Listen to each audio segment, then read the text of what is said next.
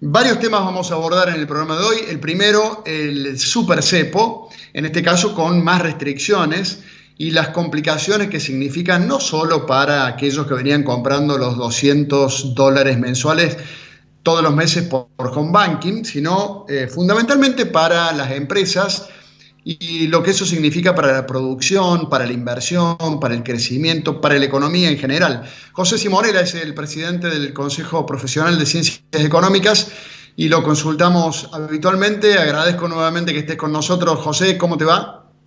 ¿Qué tal? Buenas noches, Fernando, un gusto. Igualmente, a ver, consecuencias que estás observando de esta medida dispuesta por el Central la semana pasada.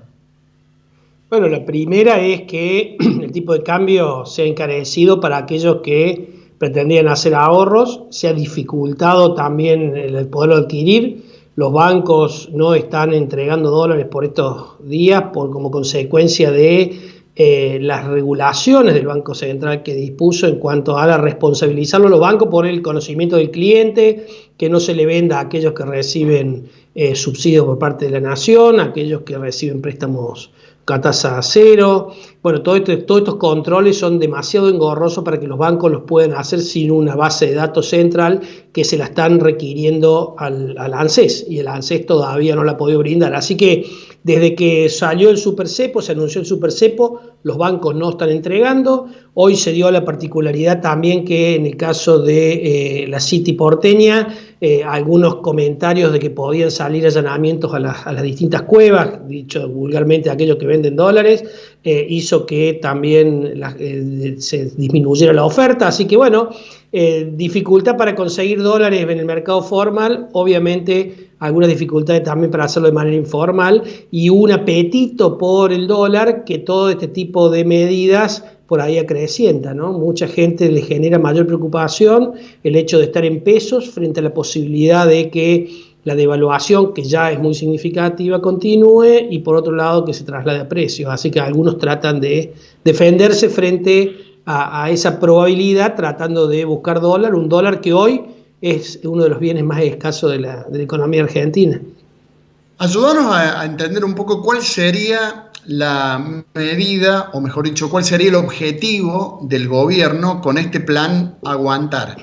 Aguantar hasta marzo, que se supone que podrían llegar a entrar dólares genuinos por las exportaciones, o aguantar hasta que los argentinos que tienen dólares en el exterior, pero también acá en el colchón, en caja de seguridad, empiecen a venderlos o a volcarlos.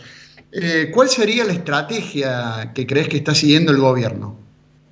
Yo creo que el gobierno está tratando de aguantar con las pocas reservas líquidas que le quedan hasta que la exportación, y como bien decís vos, eso se va a dar recién a principios del año que viene, comience a liquidar exportaciones. Hoy prácticamente se está liquidando lo justo y necesario para subsistir. Los exportadores tratan de no hacerlo como consecuencia de un tipo de cambio que, si bien no está trazado en términos de lo que se conoce como el tipo de cambio real multilateral, un tema medio técnico, pero sí lo está respecto de este dólar digamos, financiero libre de 130 pesos. Así que esta brecha tan alta entre lo que recibe el exportador y a lo cual tiene que acceder si quiere comprar un dólar billete del propio exportador, hace de que las exportaciones traten de no liquidarse a la espera de una mejora del tipo de cambio oficial.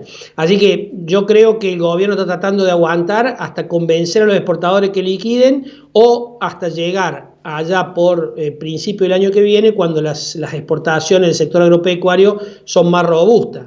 La pregunta es, Fernando, si lo va a lograr.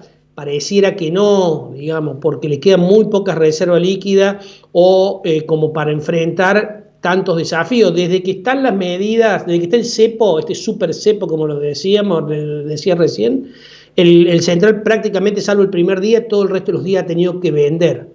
Ha vendido 40, ha vendido 30, pero está vendiendo. Digamos, para que el ahorrista que está sentado sobre los dólares, que lo tiene en el colchón, esa segunda alternativa que planteas vos, se desprenda, tiene que ver durante un par de días que el central compra, perdón, ¿no? Que el central compra y después tienen que empezar a ver que el precio esperado de ese dólar marginal se estabiliza y tiende posiblemente a bajar. Entonces recién ahí, aunque sea bajar centavos, pero que se estabiliza como para que se empiece a desprender de los dólares. Esto es como una pelea, Fernando. El primer round lo venimos perdiendo, digamos. Después hay que, a los fines de defender las reservas, ¿no? En el segundo, tercero, cuarto round, quinto round, tiene que ver una recuperación de reservas del Banco Central para que después, recién en el séptimo, en el octavo round, empiece a hacer algunas fantasías en la persona que tiene dólares y se empiece a desprender para aprovechar esa revalorización de sus ahorros para tratar de acceder a esos bienes y servicios que está postergando a los efectos de poder estar dolarizado, que es lo único que lo deja tranquilo frente a la incertidumbre generada por la pandemia, por la cuarentena y por un gobierno que no presenta un plan creíble para salir de estos desafíos, ¿no? Claro, no estaría incentivando mucho a la producción y a la inversión, la última medida del Banco Central.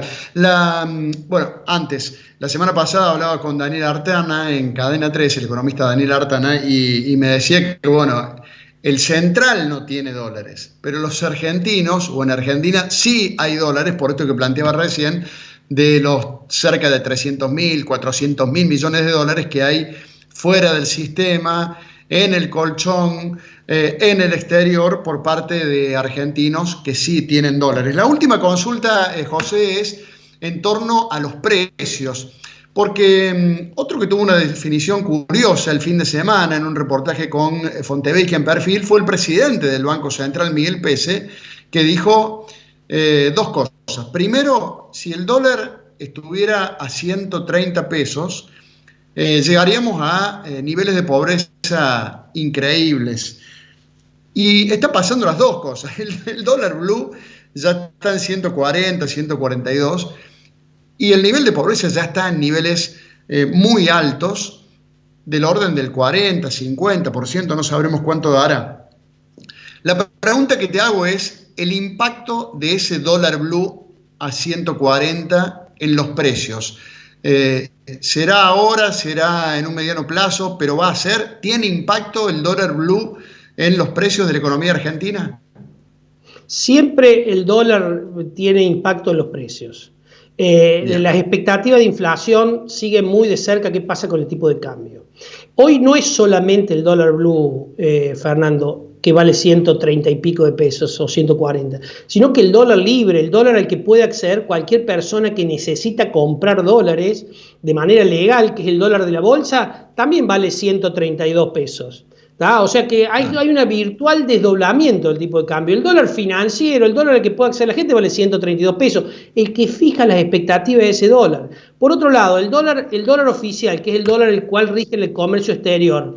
La pregunta sería, ¿todos los importadores consiguen la cantidad de dólares que quieren a ese precio? La respuesta es no. Hay que firmar, hay que hacer declaraciones juradas, hay que hacer trámite para conseguir dólar a valor de 78, 75, 76 pesos.